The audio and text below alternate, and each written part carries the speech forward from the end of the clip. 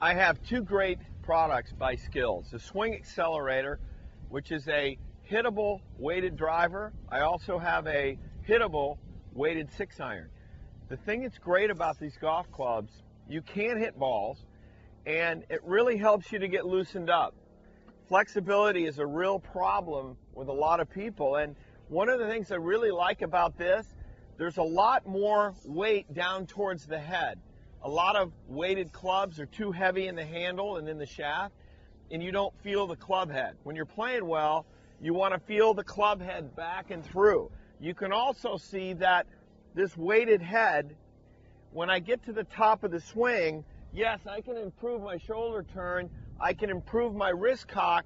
On the way down, you can see that the club wants to fall on plane versus coming outside like this. It's just heavier, and this is really excellent. Now, I can also do it with an iron. Now, one sound I want you to listen for is this. This is a dual-purpose weighted club. Now, listen to the BBs. There's some ball bearings in this shaft. There's ball bearings in the shaft that will allow me to feel the proper release. When I hinge back as I swing back, the BBs come right back down to my hands. And if I release early, the BBs and the ball bearings in the shaft start to go to the end, and it doesn't work. So what I want to do is time the release. Hinge, release. Hinge, release.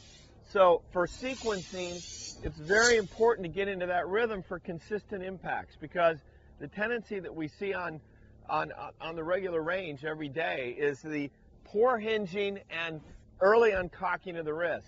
This club really helps you to time the release, which I love, plus I can hit shots with it.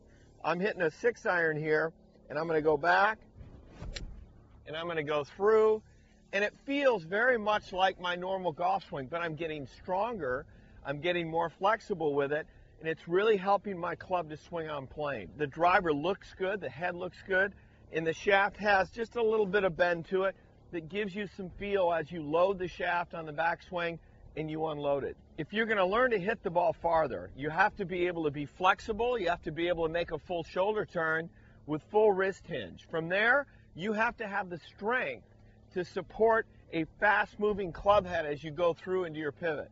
And so what happens is that I really start to feel that I have to get much stronger as I keep swinging this. If I go back and forth, I'm going to get stronger. This is great in the off season. It's good to have in your office. It's good to have in the home. And in fact, before you practice, I'd rather see you make 10 to 20 swings with this before you go play than to go hit 40 or 50 balls on the range.